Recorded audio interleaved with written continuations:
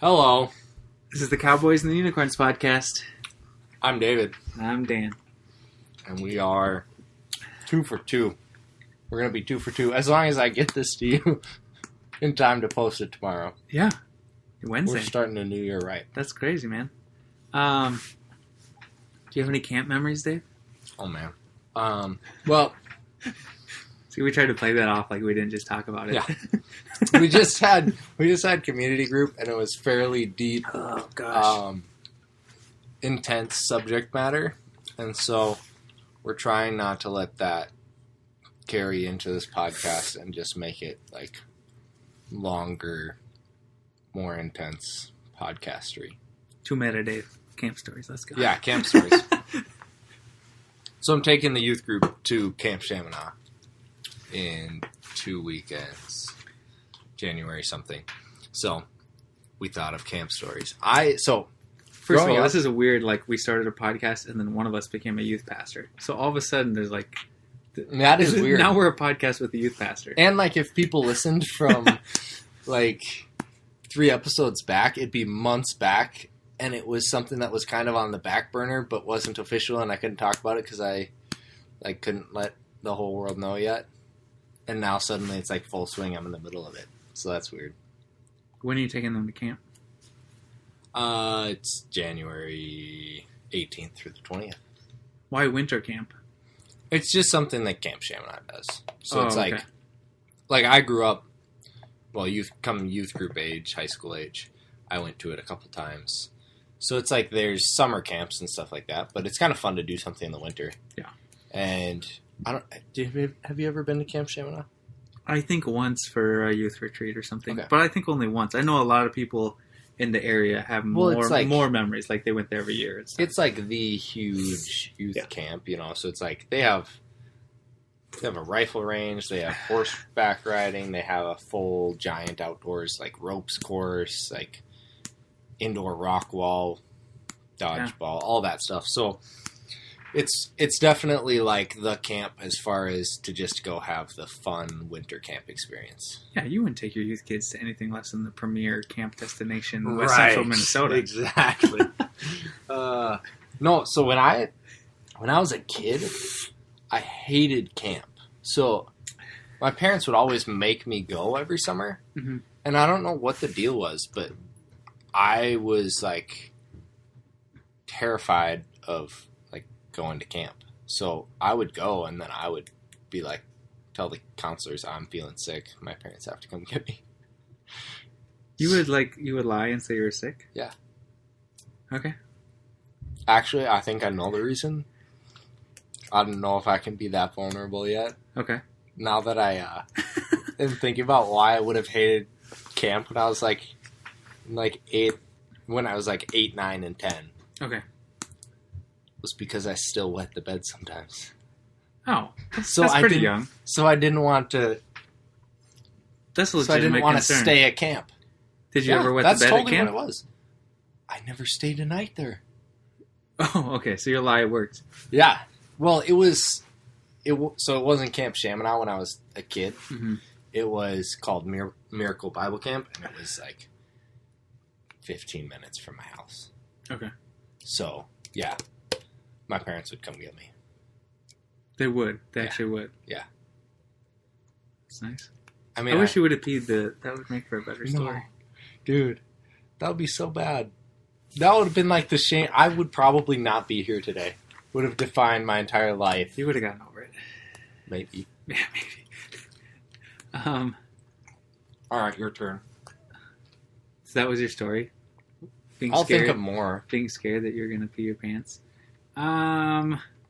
So I didn't go to regular camp, but I used to go to Bible camps, or basketball camps, sorry. But I went to this one camp I went to 2 years was a Bible basketball camp. So it was the best of both worlds. Yes. And, they had this challenge we kept trying to do, where if one of the counselors could make a half-court shot, okay, this other guy would have to, shave his head. And he had nice. Long blonde hair. And I can't remember how it eventually happened, but all week long we're trying to shave his head on downtime. And I'm not even sure if someone made it or if eventually we were just like, yeah, we're going to shave his head because we've been trying all week. Mm-hmm. So we did that. That was pretty fun. He was like my game leader or my small group leader. So that was pretty cool. Some other stories from that camp. We went and got ice cream like after our afternoon session of basketball practice, scrimmaging. Yeah. We went to McDonald's, like, I don't know, 75 kids or 100 kids or something like that. From the gym to the McDonald's in a bus, and we ordered ice cream cones, and the machine quit working, so by the end they were super soupy because it couldn't handle like 100 ice cream cones. Yeah. Didn't have that much ice cream. That was pretty stamina. fun, kind of like messing up the McDonald's worker's life. Do you feel bad about that now since Not at all. you worked at a McDonald's? No. It's worth it for the kids. Well, sometimes when I worked at jobs that were less than prestigious, I think you almost enjoy, maybe most people don't. Sometimes I would enjoy the out of the ordinary. So, like, you could complain then, like, 100 kids came in and ordered ice cream cones and the machine wouldn't work. But then, like, you would also have a story, like, that meant something happened that day. Yeah, something actually happened, right. Which is... Like, one time when I was working at the fitness center in town, a kid pooped in the pool, and I was working at the front desk. This is not camp, but I guess it's a good camp story. It probably happens at camps. Yeah. So this teenage lifeguard comes up, and I'm like the building supervisor on shift, like managing things or whatever. And he comes up and he says, a kid pooped in the pool and the moms don't want to leave. But the procedure is if anyone poops in the pool, it's 24 hours, pool closed down. Because you have to call in a specific guy that's going to come and sterilize the pool. Like, we have the pool sterilizer guy. So, being, like, supervisor, I knew this, like, no, I'm pretty sure like we have to shut this thing down for 24 hours. Like, no one's going in the pool. But he was, like, 16, so I don't think he was really feeling, like, the authority to tell this group of, like, 3 moms with, like, 17 kids. Yeah. That you have to leave, and it was 20 minutes into pool time. Probably someone's birthday party. They brought everyone in, and then they got to swim for 20 minutes. One of them crapped their pants, and then... So I went down there, and I was like, you have to leave. Yeah. So then there's a huge vacuum at the fitness center where you can vacuum the pool. Vacuum poop? So off the ground. So the things you don't know. It's in the corner if anyone in Morris, Minnesota, the regional fitness center. So I had the lifeguard, he vacuumed it out, and then I cleaned up the stuff that was on. There was some, like, not in the water, like on the ground. No. And I started dry heaving. Because also, like, maybe this is too gross, but, like, you know, poop doesn't smell as bad when you go to the bathroom because it's in water. And it's your own poop. Right, it's your own poop, and it's in... But the stuff that's not in water, like, if you just... Like, a human turd. Yeah. So... I mean, like... I'm just dry heaving, just... Yeah. And that didn't happen at camp either, but... No. But I was super happy because it was over the holidays and nothing was going on.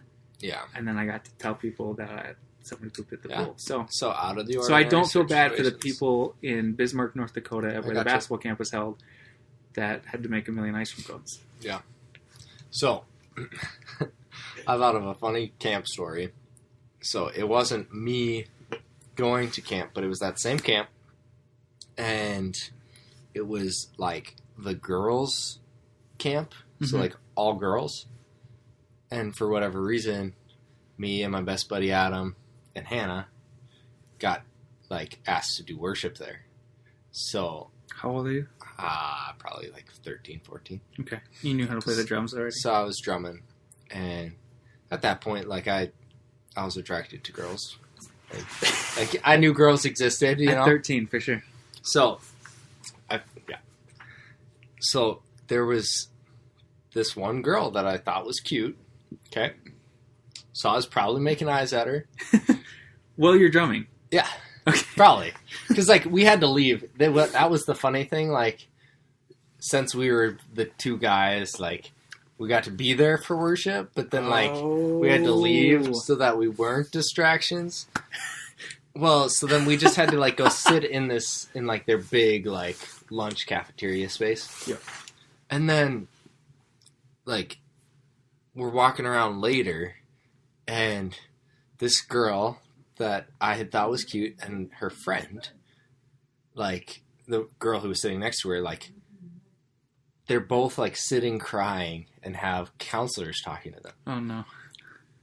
And Dave's like, I can be a counselor. no, so I'm just like, I had this funny feeling that it was about me, but that's also because I was super conceited. Yeah, that's pretty egotistical. Yeah, jeez.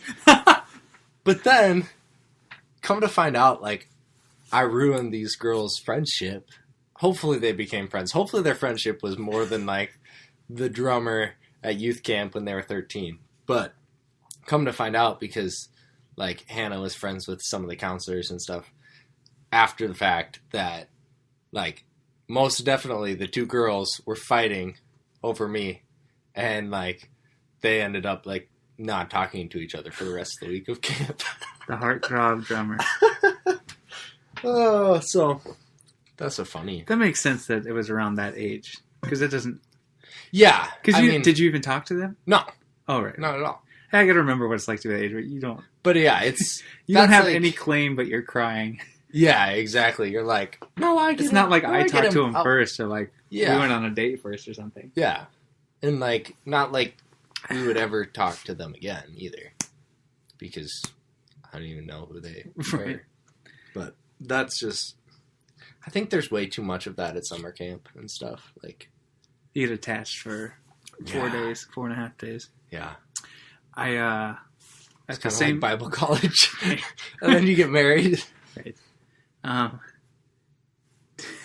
And then you realize you don't love each other after you have 5 kids. Good thing you got out after semester, Dave. Yeah. I'm glad I left Bible college.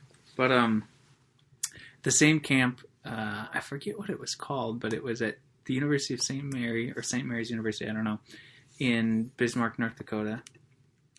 And every year they would try to get in like an NBA or a former NBA player at the camp. Oh, wow. So that was a big draw from the camp. It was like you could see so-and-so, and they would come for a day, and you could ask them questions. And It wasn't like the equivalent of like the backup kicker.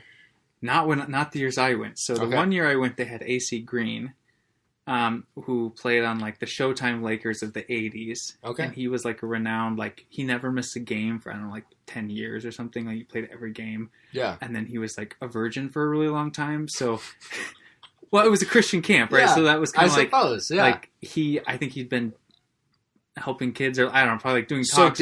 Was he a virgin until he got married? Or was it like, I was a virgin for a really long time? I was like 13 or 14. Nobody asked him that, I guess. Right. He's just like, guys, be inspired. I was a virgin I waited for a very long time. Right.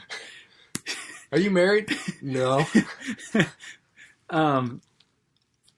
Yeah, so he was there one year, and so we got to talk to AC Green, the virgin, and then because he was like, like stay in school, make good choices. Type was it like AC, the virgin, Green? I can't remember. There might have been something in the footnotes about that. I don't know. Not that it's not that virginity is comical. That's no. It's just like, cool why thing, did I know? like, why did I know that? Yeah, that's the detail that sticks out to you. Like, right. That's funny. Okay. Yeah, Anyways. but that's kind of in that like sex ed vein of like, don't do. It's probably different now. But in like the also Christian evangelical, like don't do drugs, right? Save yourself for marriage type of like context, right? Yeah, he was like, this guy's like this. He plays for the Lakers and has all these huge standards. And anyways, so that kind of like Tim Tebow, right. And then I can't remember. I mean, nothing much happened. We just asked him questions and stuff. He's like 6'9" or 6'10", so that was pretty cool. And then the next year was Spud Webb. Now Spud, I know that name. Right. Yeah. So these were actually pretty. They weren't like superstars, but they were high profile players. Right. They're older. So he won the one of the dunk contests in the NBA in the 80s. But he's only 5'7". Oh wow! He had insane. That's vertical, and he was a really good dunker. So I played. There was like a round of lightning that we played. I don't know if everyone knows what lightning is. Like you shoot free throws, and like if the person behind you makes it before you do, then you're out. Yeah. So I was in a game of lightning with Spud Webb, and I didn't get him out, but he got out before I did. And there you go. So there was Claim to that. fame. And then also I won there was a lot of lightning at this camp. I won a group round of lightning. There's, I don't know, 100 kids in a gym, and you each play at your court, and then you play the final game. Oh, okay. And so I won a Nike bag that I still use to this day that was signed by Spud Webb. One more thing about Spud Webb. There was a rap contest where we were all supposed to rap at the main session. And I rapped about Spud Webb. Yes. I came with a rap with the guy who shaved his head off the year before. How old were you? Maybe it was the same year we shaved his head. I don't know, 14. Okay. And we wrote a rap together, me and this guy. And my rapper name was Mayonnaise. Because I was so white. Yes. And I rapped about Spud in front of him. So it was a pretty eventful. Yeah. Pretty eventful year. That's memorable. Yeah, see, I don't really have any fantastic camp memories from going to camp as a kid. I'd never... I went, and there was, good experiences, but nothing that's oh, yeah, that stands out. Camp wasn't my life-changing I always thought that was weird, experience. If you go to camp and it's... Well, I don't know, Christian camp is what we went to or whatever. Right. So then there's all these kids giving or a retreat or something, giving testimonies and being this is the moment, everything. I think you and I were more church kids. That's we were preachers kids, so we're yeah, dude, we do this stuff all the time. Right. Oh, they preach and then we pray for people and then and there's worship and you're yeah, that's normal. It seemed for some kids, they're I met Jesus and I'm never going to be the same. And then it was also kind of are you sure? Because 2 weeks later, you might be the same. So did you, I suppose you wouldn't have because it's more the evangelical side, but Acquire the Fire was a big conference. I've heard, I think my siblings have gone to it. Is it in Rochester? It's somewhere down in, I think it was in the Target Center for a long time. Okay. I've heard of it, but that was the it was a weekend event, a weekend of worship and teaching and stuff that we went to every year, especially when I was growing up. And that, just you're talking about okay, life-changing experience, what's it look like next week? I just remember every single year at that thing, myself and a bunch of people would be okay, you have the heart change, you have the passionate moment, you're I'm not going to be the same, I'm going to go to school, I'm going to tell my friends, and then you don't. Yeah, it probably has some effect, but sometimes it's it can be a result of the environment or... Right. That's the hard thing is I think that camps and weekend retreats and things like that are super beneficial, have their place. But the discipleship side of actually having accountability and having a relationship with people who will go alongside you when you make a decision. With anything that you make a decision of oh, I'm going to change this. If you just make that decision out of an emotional response one night, it's really hard to carry that through to the next, for the rest of your life, unless you actually Did you ever see that Tony Robbins documentary on Netflix? No. Yeah, so it's a similar environment to maybe an evangelical or a conference type Christian environment of but more self-help focused or whatever. Right. And it's that same type of thing of all this hype and somebody giving you this word or this encouragement that is spot on and then right. It's going to change you forever. But I don't know, it probably does help some people. I guess I'm not here to judge people's experiences. Yeah, exactly. And it might be just the perfect timing, but I think that you can't have that without also having a solid foundation or a solid community that then once you make that decision, you could be a part of it. I get hyped up by myself sometimes. Like, you download a new, like running app or, like, weight loss, and you're just like, I'm going to do this every day. Like, you have a couple cups of coffee, and you're, like, stoked, and then it's, like, that evening, and you're like, what was I thinking? I don't, like, I'm still me. So, whenever that happens to me, it was, like... Just to get the feeling, like, this is the answer, if I just... So, when I decide to do that type of stuff, what I then do is I spend all the money to invest into it, because then I'm trapped. Then I'm like, okay. So I had been wanting to join the CrossFit gym for like a year and a half, but just dragging my feet and making excuses. So then we were coming back from our 4th of July trip to Montana. And I think it was the fact that like we hiked like 10 miles one day. Mm-hmm. And I was just disappointed because I felt so out of shape and stuff. It's like, okay, I got to get in shape. So on the way back, like, I ordered a pair of shoes for the gym, ordered some clothes, and then, like, the next day went in and bought a membership for the entire year. Nice. I don't think that works for everybody, but for me, it was like, okay, like, I am now over $1,000 invested into this for the next year, so I'm gonna do it. I think, it's just finding out, like, what's that trigger. Like, if it's money for you and you're like, I can't waste this. Right. I don't believe in sunk cost theory. Like... Right, because the risk there is that it's like, you go for 2 weeks. Yeah. And then you hate it, or you're sore, or whatever. It's not what you thought it would be. And you're out. I think there is something sometimes about gear. Like, I remember one Thanksgiving... I think it was around Black Friday, and I had some money. Yeah. And thanks to Kaylee's mom, gave us some money to go shopping. And I bought, like, new shoes. Yep. And then I bought, like, winter tights, like running tights, so I could run in the cold. And, like, a nice, like, Nike sports hoodie. Yep. And so then I was like, you're kind of like, well, I got to use it. And then also I have no excuse...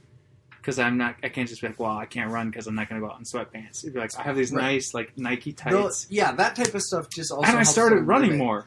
Yeah. It limits the excuses as well. Because that's where you get into the trap, right? Like with anything, of if you have a couple different things that you can make up, even if they're not super legitimate. But even in Minnesota, not having proper running gear. Yeah, you have to. Like, you can't do it. Mm-hmm. Like, and for me, so like, to have, and most guys probably don't understand this, some guys do, but like to walk into the gym like with nice shoes and a matching outfit, like to look good walking into the gym on my first time, I think guys understand that. I was okay, like I can do this, versus if I had to be like, okay, I'm gonna find like my old running shoes, I'm gonna try and wash them off, they're gonna be dirty, I'm gonna wear just like some dumb shorts and an old athletic tee. Like, I wouldn't have had the confidence going in there to, like, I would have been more insecure than you already are going into a new place doing something new. I got another camp story. Ooh. You should think of another one, Dave. I feel like I'm over-contributing. No. I'm on it. You don't have to. But, so, same camp. That's where all my camp stories are from. Basketball. There was this game, and you picked a representative from your group to be a part of the game. And everything was organized in small groups, both girls and boys. Yeah. Well, separated, of course, Christian Bible camp. Yes. But I don't know if it was the same year, but I was picked as the representative. Like, I'll be the guy for the game, and I'll be the guy who raps too. Like, I don't know, I was eager. Yeah. And this game was, I don't know what the name of it is, but you have 2 eggs. And then you, one of you picks which egg. So it's just 2 people, right? Okay. Like if it was me and you, and somebody's holding 2 eggs. One's hard-boiled, one's not. Oh, okay. Okay. I pick, I forget who you did, how it's decided, but like, let's say I'm picking the egg. Yep. That's going to get crushed on my head. Yep. I pick the hard-boiled, I'm out. You move forward. If pick the one that's not hard-boiled and I get egg all over my face, that's actually good, and I move forward in the tournament. Oh, so you want the egg all over your face. The people in the championship have egg all over them. Okay. I mean, That sounds also, like I good, could yeah. pick, if you were picking which egg you want on your head, and you picked the hard-boiled one and I hit it, then I would go forward Yeah. as well. So, you don't necessarily have to get hit with an egg every time. Okay, so yeah, you pick. I think that's that one. I don't know if they hit it flip on a your coin head. to decide who picks which Yeah. time or whatever. Yeah. But I made it like all the way to the championship, and then I won. Like I Covered in I got egg. covered in egg, and I felt so awesome. And I was doing. I think some of the kids were calling me after that, calling me Rocky or something, because I must have been doing like this Rocky jump. Like I got super excited Go and stoked. And but then I had egg dried on because we went directly from that game, Yeah. not to a shower. Not, oh, you guys played the game. You can go back to the dorms Yeah, and you're take a shower. covered in eggs. To, we have general meeting. Someone's going to be the speaker, and we're going to do worship and the whole man. thing. So I go back, and I spend 2 hours doing the songs and doing the egg whole night. stinks too. You probably smelled so bad. All dried on my face, like everywhere, like all over my head and in my ears. And I went back and I took a shower that night, but for the rest of the camp, I would have like a girl like sitting behind me. She'd like tap me on the shoulder, and be like, "You have egg on the back of your ear." Like I didn't get all of it. Was that a shame experience for you, Dan? Having a girl? No, I was more happy. Like, oh, she noticed me. I was like anything, right? You're like 14 years old, and you're like, that girl just tapped me on the shoulder, dude. Like, Next- I know it's because I had egg on the back of my ear, but like, she was kind of cute, and she touched my shoulder. So Next year, Dan takes a bath in eggs before he goes to camp. Doesn't wash them all off. right. Hey, man, you smell a little funky. She talked to me. Oh, man. So in high school, did you go to camp? Yeah. And then you didn't call your parents? Yeah, I kind of grew up a little bit. Okay. Yeah. But Was it the same camp? Was it Chaminade? Chaminade? I went to How do you say it? Chaminade. Chaminade. The weird thing with high school was that I was way more in like a student leader type role. Like at your high school? Yeah, like in youth group and stuff. I was more, because I was homeschooled and like helped lead worship and do all that stuff. So I was more like Working? the youth leader's pet, like Okay. me and the 5 other people who were his favorite. So like it was more go to youth camp and you totally just can do whatever you want and you can just sneak out of your cabin and it doesn't matter because you're like the good student leader. So it actually gave you more leeway. Oh yeah. Oh. But then it wasn't like the fun story of like, oh, like we had to wait till our leader was sleeping in the cabin and then sneak out and then we ran around and went skinny dipping. Like nothing like that. Like just like when we would go or like to weekend retreats, you know, it'd be like we went to it's called District Blitz and that's in Duluth. Mm-hmm. And it would be like, hey, so just so you know, because there was a Perkins across the road. Like curfew's probably like 11 o'clock or something. Right. We'd be like, hey, like me and my group, we're just going to go to Perkins at midnight. Like, Yeah. not ask or like not really asking and not sneaking, just being like, yeah, we're going to go do that. Right. So, I mean, it was a lot of fun. And I think it probably was healthier than Trying to break the rules. right, than doing it like out of a rebellious. That's kind of the thing. Like I was super rebellious in like middle school and everything, just with all the stuff that I had in life. And then once I like gave my life to the Lord and changed the way that I was acting and all that, it was more of a like I'm not being rebellious, but you can just trust that I'm also not gonna do like. I have no desire to like go be the one who's like, oh, we bought a tin of chew and we're gonna go stand behind the hotel and like do that. Mm-hmm. You know, like some of the other students would at a youth conference. It's like, oh, I brought a bottle of beer from my parents and we're gonna drink it in the hotel room when the leader's not around. Like, Did you ever go to Sunshine? oh yeah. What years did you go to Sunshine? Oh man. Well, Because I went let from me see if there's 2009 to if I think about it, probably like 2014. There's a Facebook album, I think, of Sunshine one year, so I gotta find what year that would have been. 2009 to 2014. But I never got, and I didn't get involved in a ton of like sunshine shenanigans. Yeah, me neither. I heard about some right. some sketchy things happened at Sunshine. I remember one year it rained. I mean, I think there's a lot of years where there was bad rain, but one of the years I went and it rained all night, and that was pretty miserable. I don't know if that was like 2011 or 2010. So I went 3 years.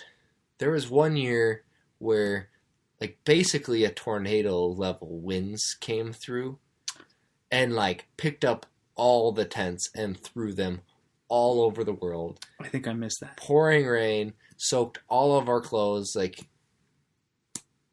we should tell people what Sunshine was a Christian music festival in Wilmer, Minnesota. I don't know if it it's still really exists. sad that it doesn't exist. For a while, then it was in Somerset, Wisconsin. They tried to move it for like 2 years, maybe. Yeah. Did it even make it 2 years, or was it just 1 year? And they're like, "This isn't going to happen." I think it was 2 or something. But I went.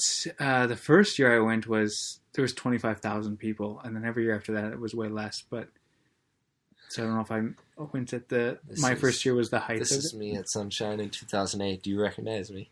You're in the middle, I think. Yeah. Dang. You've seen Adam before, right? Yeah. Wow, that picture. This is great blurry for the listeners because it's such a visual format. Adam. Back in 2008. Weird. So skinny. Yeah. So, yeah, I went 3 years. I was way more into metal, so we probably would have been around each other. Yeah, we might have been at some of the same shows. I remember being in a circle pit my first year, and it was Flatfoot 56, the Irish punk rock band from Chicago. Mm-hmm. Yes. And so their circle pits were not just like mosh pits, like in this little circle at the front. They were like the length of the entire hockey rink. Yeah. And just huge amounts of people running in opposite directions and colliding into each other. Yeah. And I was running, and I was feeling awesome. Like, it's super fun experience. I feel like completely free, whatever. And this big dude's probably like, I don't know, 6 foot tall, 6'2", 220, 225. I don't know. Like, gosh. I mean, obviously it's a memory, but he just he just doesn't tackle me. He just like puts his shoulder down. I'm running this way, he's running that way, and he just destroys me. Like, he just runs into me, and I land like on my butt, like just right on my, like, I didn't hit my tailbone terrible. Like, it could have been a real bad tailbone, but it was just like a sickening feeling. And I went from like complete fun to like, this is not fun. What am I doing here? What just happened? Right. And the guy, I don't think he meant to be mean. Like, he just got into it. Yeah. Because I could kind of tell, like, as he was running past, he was like, oh no. Like, I just decked this like 17-year-old, like skinny 17-year-old kid. And he's like a full grown, like, man, basically. Yeah. And it was just like, thanks for like, not like, it's not because you're mean, but I'm going to leave the show now. Yeah. You ruined it. Oh man. Yeah, I'm trying to think of... Were you ever part of a wall of doom? Uh-huh. Yeah, those were super fun. So, I can't remember what band it was, but there was a pit that started, and there was this girl. Like, I have this vivid memory of just, like, this tattooed, pierced chick. Mm-hmm. Like, not a big, like skinny chick. Small, she was just punching all the guys in there. Mm-hmm. Just, like, throwing her arms around, and, like, the guys are, like, trying to, like, run into her and stuff, and she just punched them in the face and throw I've knees. Seen this chick there. Like, she was terrifying. Like, I was gonna go jump in there, and I'm like, see this girl punching all the guys, and I'm like, nope, I'm out. I'm not doing it. I don't know if it's the same one, but I'd been at Sunshine and seen... It could have been the same girl. Yeah. I easily could have been. Yeah, definitely. Or someone like it, and I was just like, why is this lady so vicious? Yeah.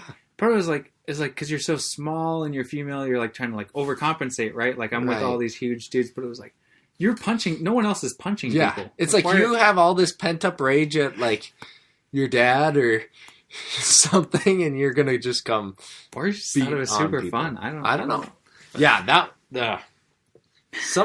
that was the problem with those though, is there were people who like had issues and chose to come to mosh pits just to get an opportunity to like hurt other people.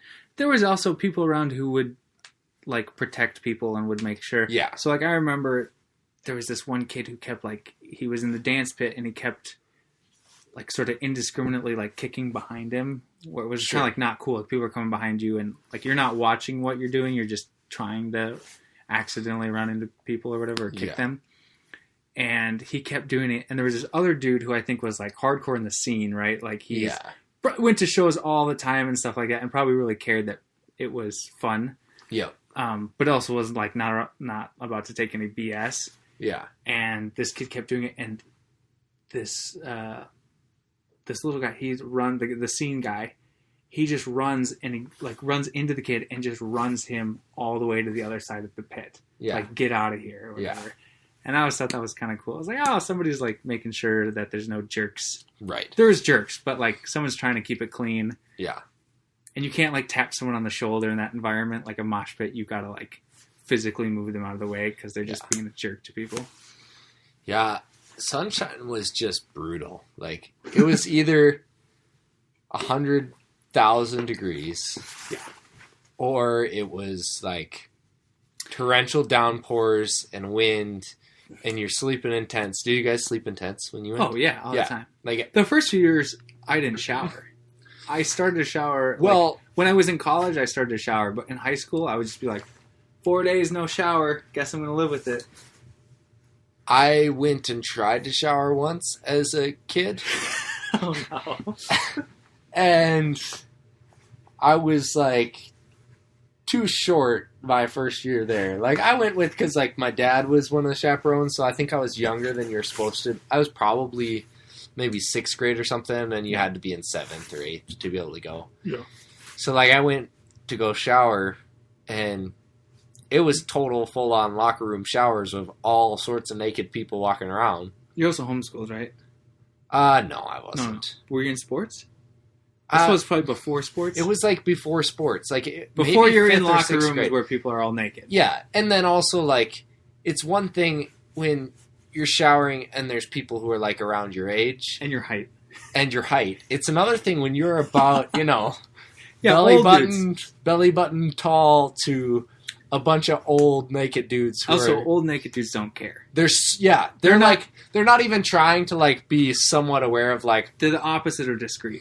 Yeah. Which makes sense. I mean, they're like 70, 60. They're just like, who cares? And I'm little and insecure, so like I'm wearing my bathing suit to go shower, right? And I'm like, yeah, no, I'm never coming back here again. I was scarred for life from that experience.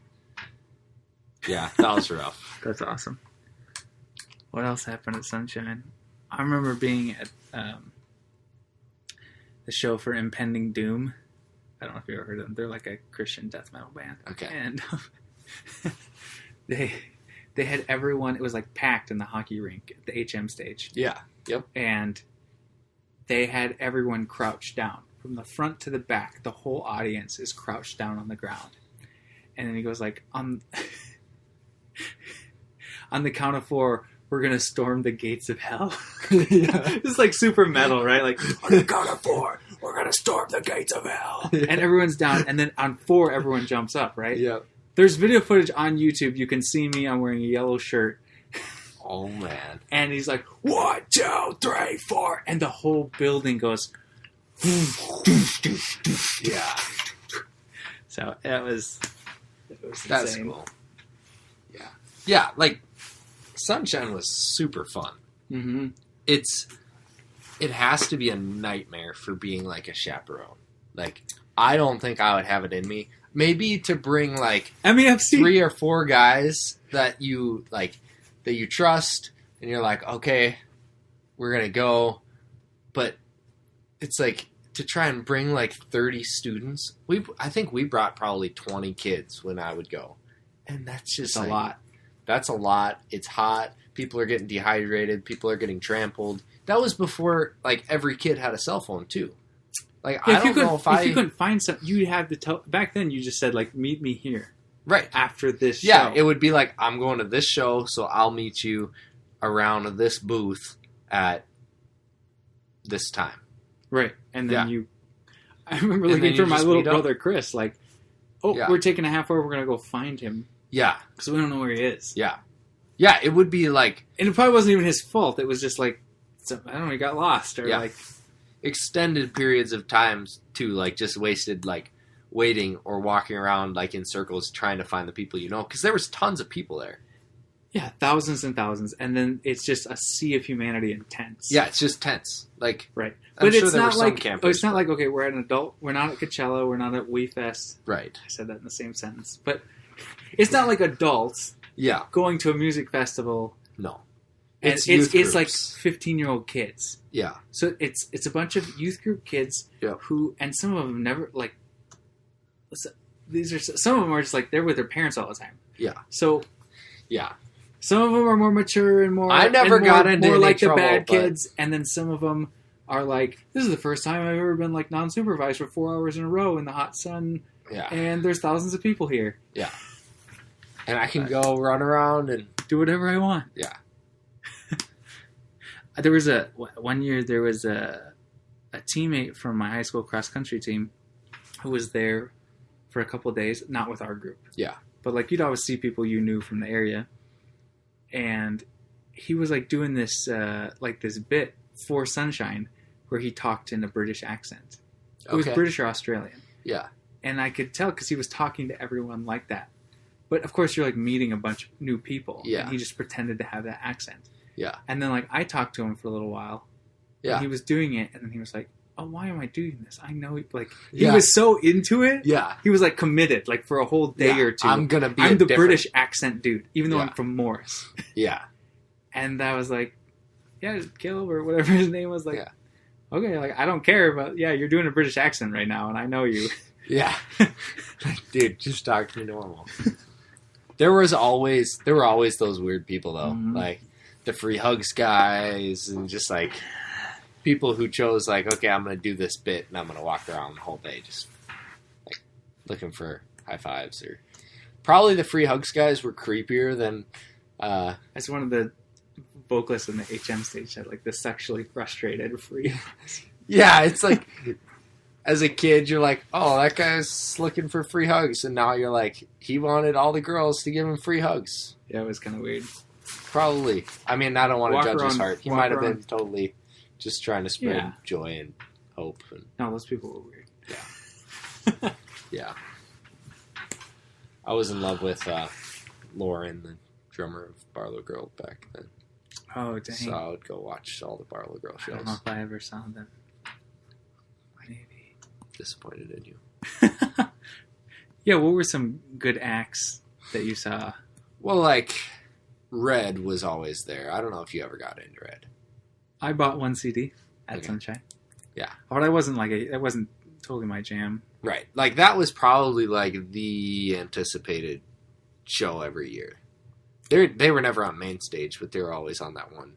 See, when I saw them, they were on main stage. Okay. They were more probably radio, Yep. rock. Yep. Yeah, main stage. Yeah, the 3 or 4 years we went, they were always on the side, that second stage. Heavy stage. Not in No, not heavy no. metal in the hockey Yeah. arena, but like Stage it was two. Stage two, yeah. Did you ever listen to anybody at like the little stage that was outside? Like you didn't actually have to even come into the venue. Dave, I played that stage. Did you? Yeah, word will spread. We Yes. So I for sure listened to people there, and some of them were good, or they'd be like up and coming acts that were maybe they were even going to play in the main heavy stage later, Right. or they would in a couple Some years of or them something. were so bad. Yeah, that was probably my band was probably one of those bands, but we had a decent, even though we weren't super good, like we Yeah. had a decent following among like there was a bunch of Alec, like the Alec youth group liked us, Yeah. and we had Morris people, and so we were like the opening act, 2 p.m. Yes. Nothing else is going on, Yeah. and we did. I think we were told less time than what we actually had, Sure. so we did like 3 songs because we were like, you get whatever 15 minutes, or you get whatever it was. Yeah. And then at the end, somebody was like, who was running it was like, oh, play more songs. And we're Yeah. like, or was like, you had more time. And we're like, I already ended the show. Like, I'm not going back up there to play more songs. But there was a reporter from I forget what the newspaper is in Wilmer. West Central Tribune. Okay.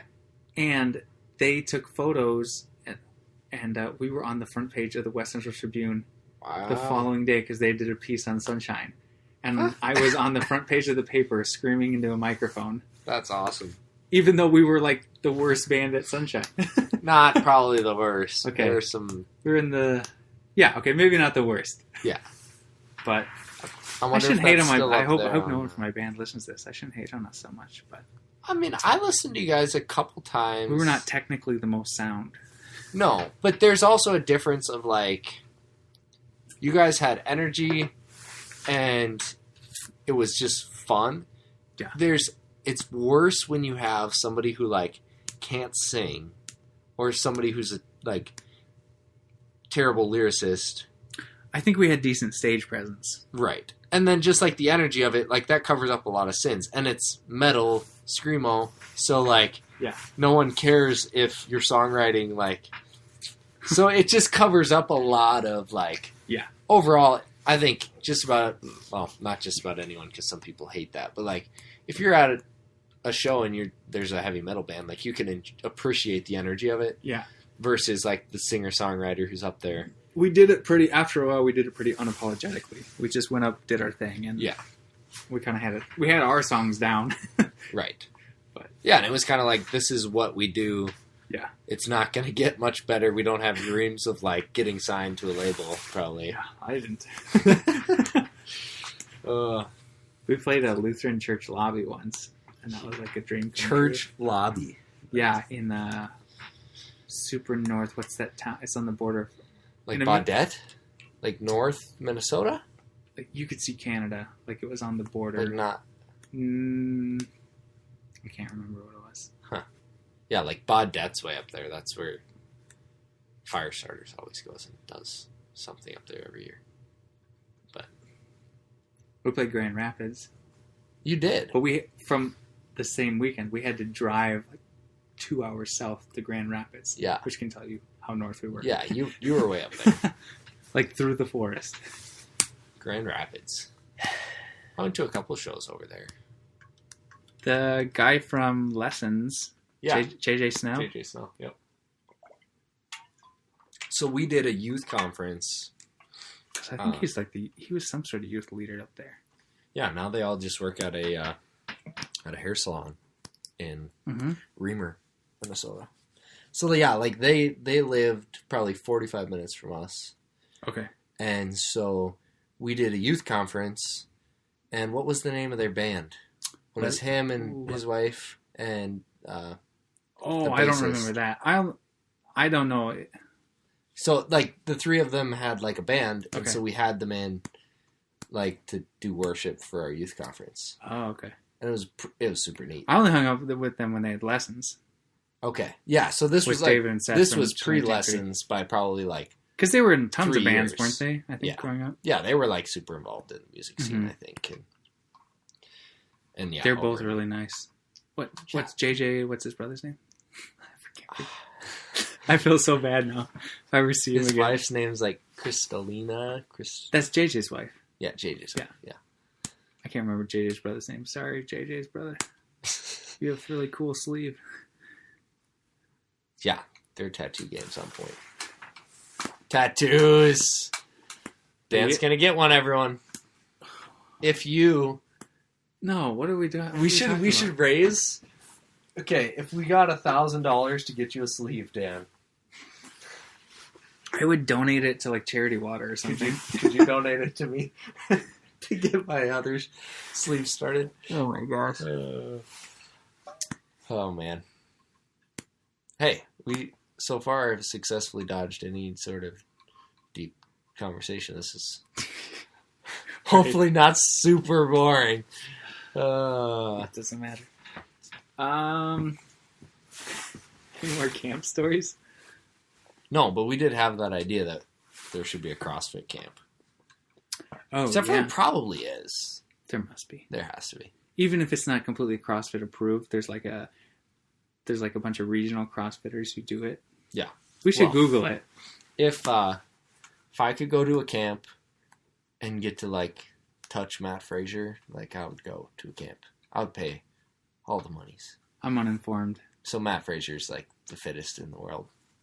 3 times. Okay, do you think it's a little pretentious as a sport, and you go like, we have a title. Yeah. And our title, if you win our championship, yeah, we call it the fittest man on earth or the fittest woman on earth. Is that pretentious? Like no one at the Olympics goes, like the title is gold. The title isn't. I guess maybe you'd say like fastest man in the world. Right. I think it would be interesting. But it's probably true because it's the Olympics. Right.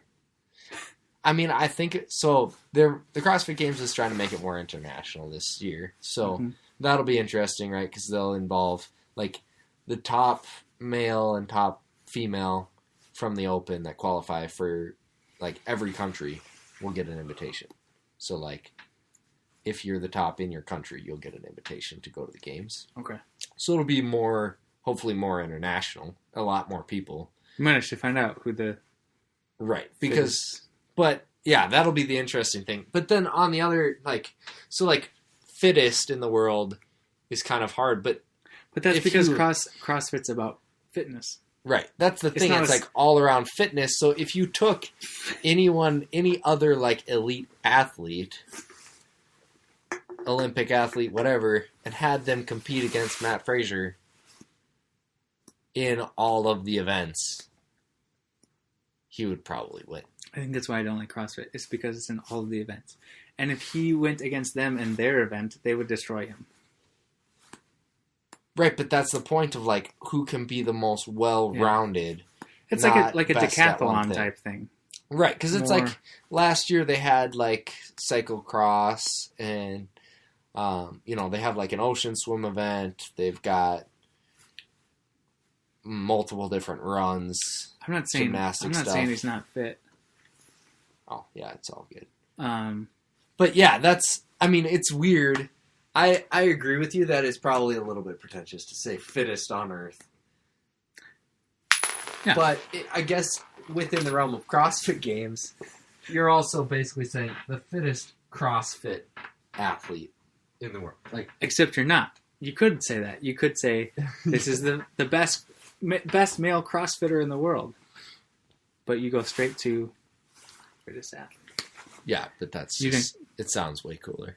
It does. It's probably actually a great branding, marketing move. Yeah. I'm just annoyed by it. No, I see your side. It also makes it so much more like... It's way more... No, it's better. No. So much more cool. I wouldn't tell them to not do it.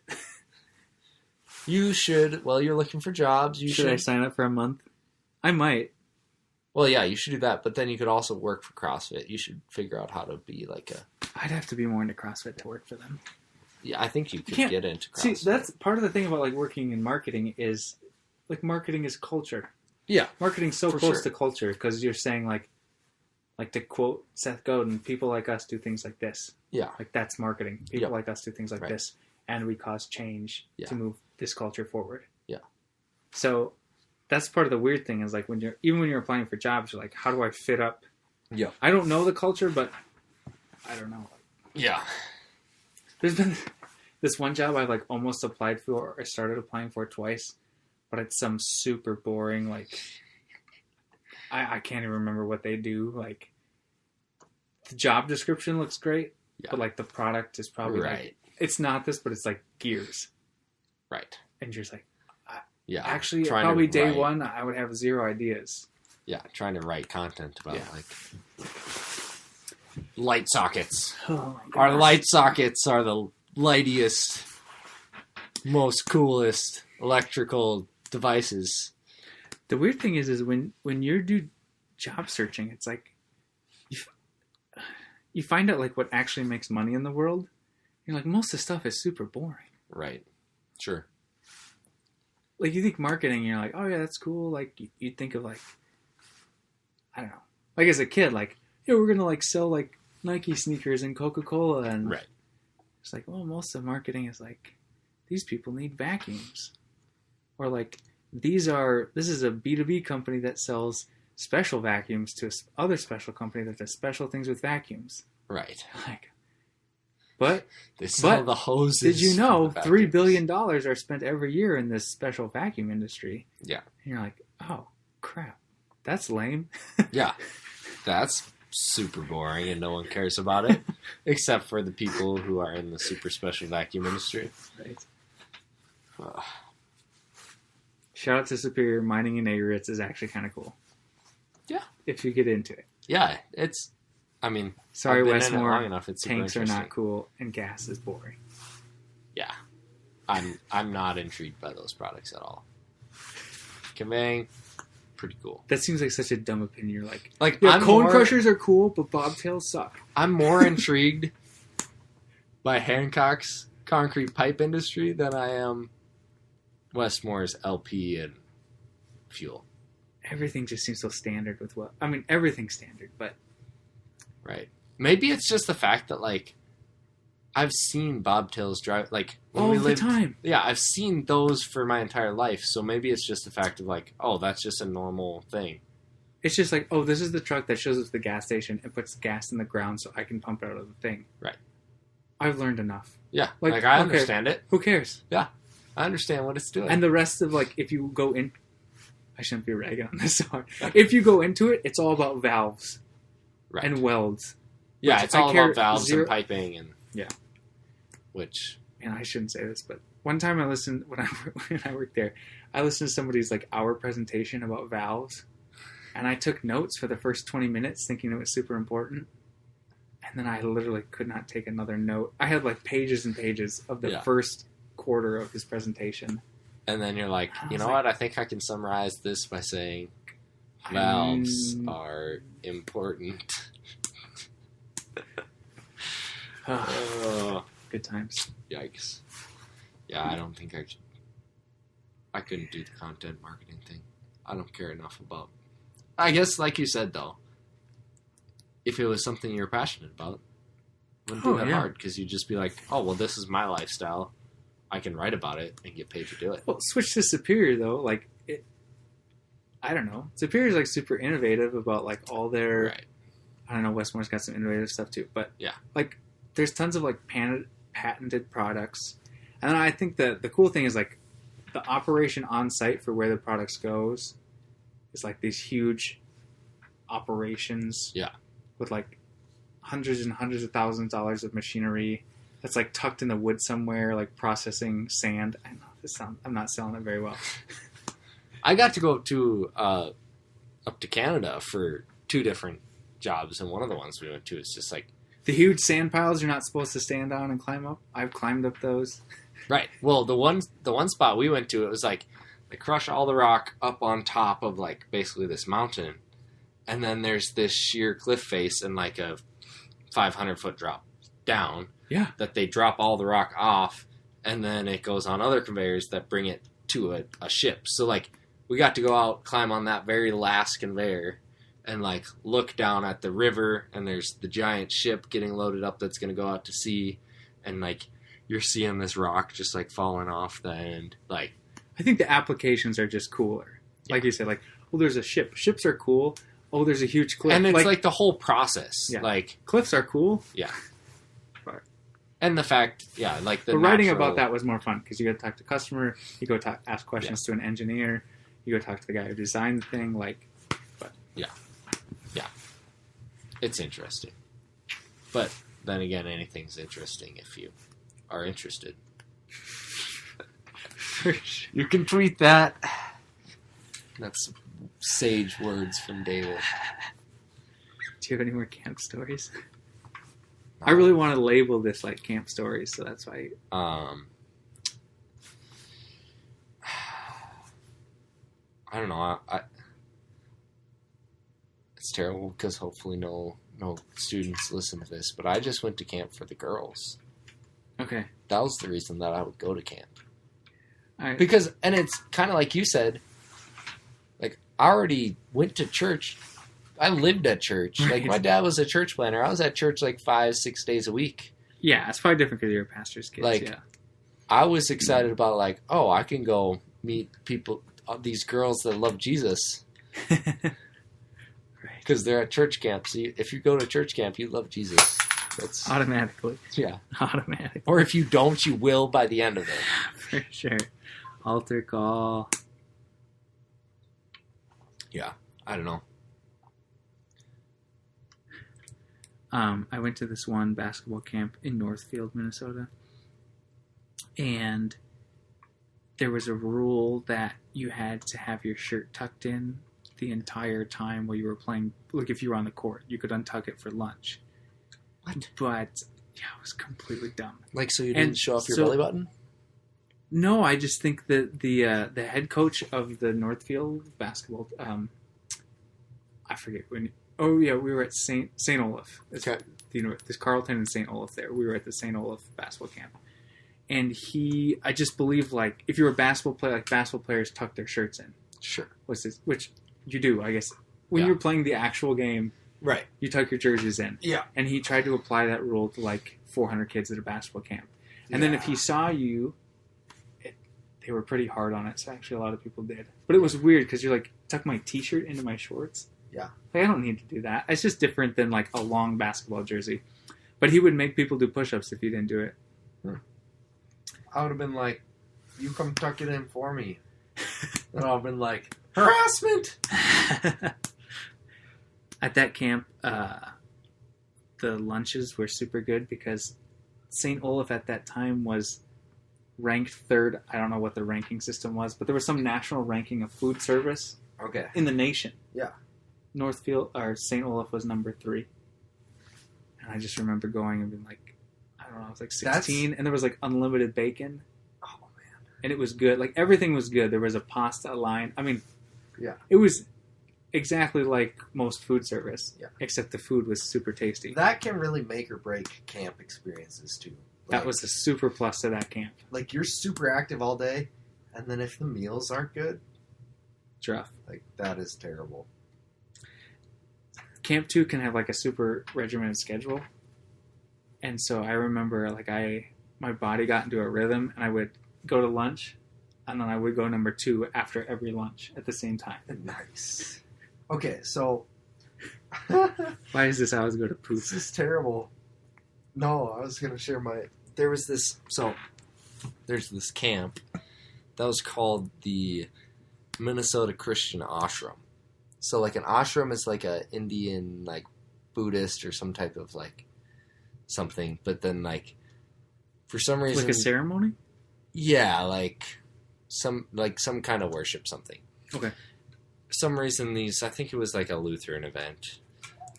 They, like, decided to take the concept of an ashram and make it Christian. And so they made a Christian ashram. And it was at St. John's in St. Cloud. Okay.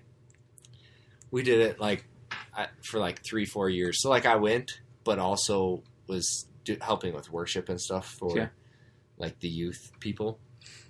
The problem was that the third year, like, the entire time, the only reason that I was doing it, like, me and Adam and his brother, the girl who was her parents were a part of leading it, she was singing, like, with us, and I had, like, this huge crush on her for years and years and years. Well, the problem was that third year, like, maybe a month before, I had decided, like, okay, I have to, like, tell her that, like, I really like her. Even though she already definitely knew it. But she ended up, like, being like, no. Oh, no, you're making me nervous. And so I was like, okay, I tell her mom, I'm like, I am not going to come help do worship. I can't do it. Like, I could not. Like, I was so heartbroken. Because you told her a month before, or you told her at the third year? Like, it was that third year of doing worship for it, like, with her and a bunch of people. So you couldn't do it anymore after that? I was like, a month before that conference, I had told her it went poorly. Okay, and I was like, I can't do it. Like, in 3-4 weeks, like, I'm out. Like, no way. And she, like, her mom gave me, like, the guilt. Like, you have to do this. Like, I don't care. Like, if you don't want to talk to her, like, you have to still come and do this because you made a commitment and you have to keep your word. Well, me being so driven by people's, what they think of me and, like, integrity. Oh, so you're a kid. You can't just be like, no, actually. No, I was, like, 17. Yeah, you're a kid. Yeah. So I'm just saying mom authority has more when you're 16 or 17. That's true, yeah. So I went and did this and did not talk to her the entire time. And all I would do, so there were sessions, there were things the whole time. Like, I would show up in time to play, and I would leave, and I would go back and I'd sit in my room. And I probably would cry. Oh, no. It was like the worst. So you're the type of person like, oh, she doesn't like me, and like I don't like her, or like you're liking her this whole, like you're yeah. heartbroken and still loving her. Oh yeah, the entire. Oh no, that's for like 6 years of my life, it was the worst thing ever. Yeah, so and then like the hilarious thing was, right, so this was a fairly charismatic thing too. Mm-hmm.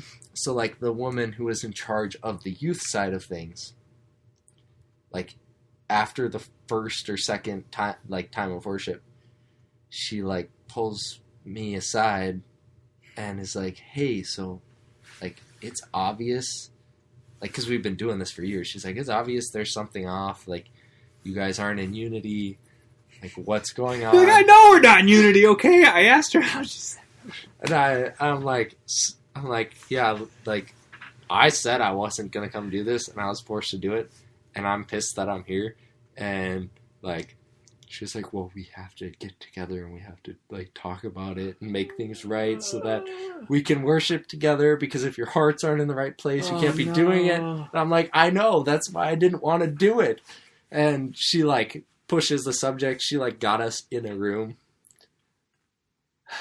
And the worst thing was that this girl was like the super Minnesota nice, right? So she was like, no. You're like my closest friend. I appreciate you so much. And I'm just like, I hate you so much. And then to make matters worse, her cousin came. So this was the time of my life where I started running every single day, like at least 3 miles a day. Because I was like... Was her cousin cute too? Or no. Okay. But that's the problem. They decided that it would be a good idea to tell that cousin to talk to me. So she kept trying to flirt with me and talk with me. And I would go run every single morning, like at 6 before. Mm-hmm. And she kept being like, hey, I want to go on a run with you. Oh, no. And I'm like, I was pissed to be there. I was not nice to her at all. And then the last morning, like, I am walking out my room, walking down the hallway to go running. And she comes out in running clothes. And it's like, I'm going to come with you. And I'm like, okay. Like, when we start running, we get like half a mile in. She's like, oh, you're running so fast. We should slow down so we can talk. Oh, crap. And I'm like, no, like, I'm running. And so I was a jerk. That is kind of a jerk. Like a mile in, she's like, can we please like slow down and talk and we can just walk? And I just like started running faster and just left her. Oh, I was so... That was probably the worst. I was like 5 She has to days. put you in a, like... Oh, wait, no. The story's even worse than this. Okay. I had become really good friends with this guy named John. Mm-hmm. And he was a super tall, hot football player. Mm-hmm. And, yeah, so we were very close friends. He knew how I felt about her. And they started dating. And I found out a month before. And he was there the whole time. He was at the event too? Yeah, he was at the event the whole time. Yeah, that's what that was. It's way worse than what I started with the story. So literally... And then your leader's calling you and saying, hey, we got to be in unity on the team. And I'm like, I'm sitting here, and all I can see is this guy who's like Mr. Right. Steal Your Girl, who was my close friend who broke bro code. Oh no. Yeah. That could be like I feel like we could get a 90-minute like Disney movie out of this. Oh, it could be like a great like A saga. yeah. It was torturous. And the whole time like he's trying to be like still want to be like, hey Dave, like I still like you. Let's like go hang out. Yeah. We can talk about it. And then he'd be like, I don't even remember what the cousin's name was. He's like, she's a super nice girl. You should talk to her. Oh no. He's like on their side. He's like planning along with them. And he's also like 6'4" and 200 pounds of pure muscle. Right. 250 pounds of pure muscle. Football player.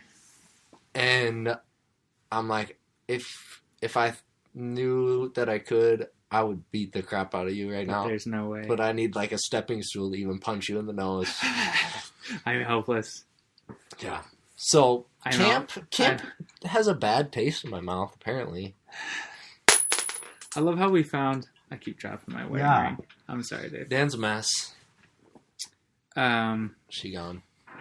No, it's right there. I'm not I'll get it. flexible enough. We're gonna have to end this soon. I gotta Yeah. pee really bad. You have to finish your thought, and then we'll end it. Oh, I was just saying, like, camp stories like don't have to be at camp.